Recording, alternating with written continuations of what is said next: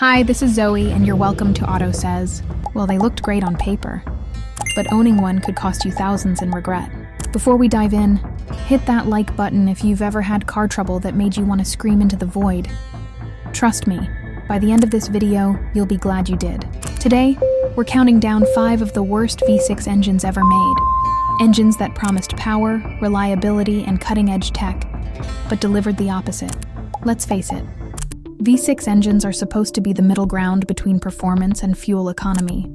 They're meant to give you that sweet spot, more power than a 4-cylinder without the thirst of a V8. But as you'll soon see, not every V6 lives up to the hype. Some of these engines broke hearts, others broke wallets, and one might just still be sitting in your driveway right now. Let's start with an engine from a company known for its innovation. But this time, they overthought it. Ford 3.5. El Duratec V6, Death by Design. This engine, found in models like the Ford Edge, Taurus, and Flex from 2007 to early 2011, looked promising, smooth, award-winning, and efficient.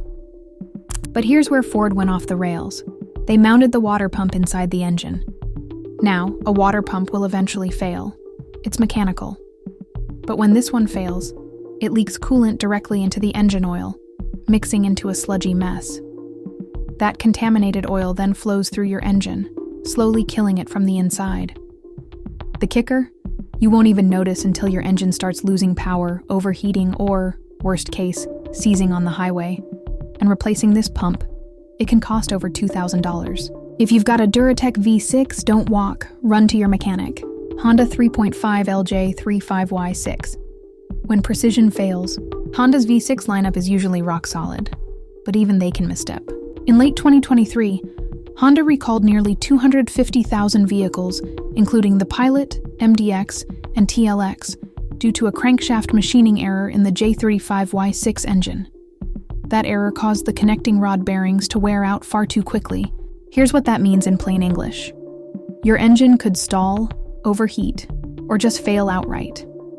And even though only about 1% were expected to be affected, the National Highway Traffic Safety Administration is now investigating whether over 1.4 million vehicles may be at risk.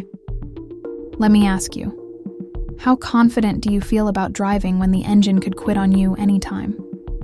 Chrysler 3.7 LV6, built to burn out.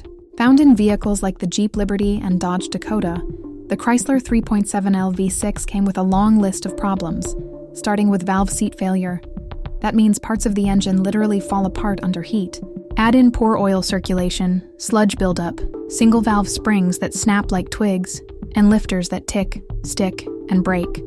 This engine was an expensive lesson in what not to do. By the way, who approved single valve springs in a truck engine? Someone give that engineer a timeout. GM 3.4 LV6, the gasket gamble. This engine powered the Chevy Impala, Pontiac Grand Am, and Buick Rendezvous. On paper, reliable. In practice, a gasket-eating disaster. The issue? GM paired this engine with Dex-Cool coolant and plastic intake gaskets that didn't hold up. When air entered the system, Dex-Cool turned acidic, literally eating away the gaskets. Coolant leaked, engines overheated, and aluminum heads warped like origami in a sauna. Repairing a head gasket? That'll run you up to $3,000. Dex-Cool promised a lifetime of protection. What it really delivered was a class action lawsuit. Toyota 3VZ, the 3 slow. Even Toyota, known for making bulletproof engines, isn't immune to mistakes. The 3VZE, used in older Toyota pickups and 4Runners, was plagued by cooling system flaws. Hotspots in the engine caused head gaskets to fail early. And with only 150 horsepower, this 3.0-liter V6 moved like a snail on vacation. It earned the not-so-loving nickname, 3-point-slow. It also used a timing belt, not a chain, meaning it had to be replaced every 60,000 miles.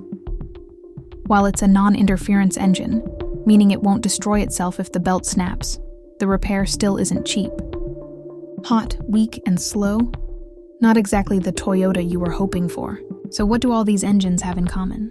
Not just expensive repairs, but fundamental design flaws that made ownership more pain than pleasure. From internal water pumps to faulty gaskets, these V6 left many drivers with one question. Why me? But here's the good news. Being informed is the first step toward never getting burned again. If you're shopping for a used vehicle, or even just want to sound smarter at the next car meet, now you know what to avoid. And just so we're clear, not all V6 engines are bad. Some are legends of durability, but the ones we covered today? Let's just say they belong in the do not touch section. Want to find out which 6-cylinder engines are actually worth your time? We've got a follow-up video on the most reliable V6 ever made, and trust me, it's worth sticking around for.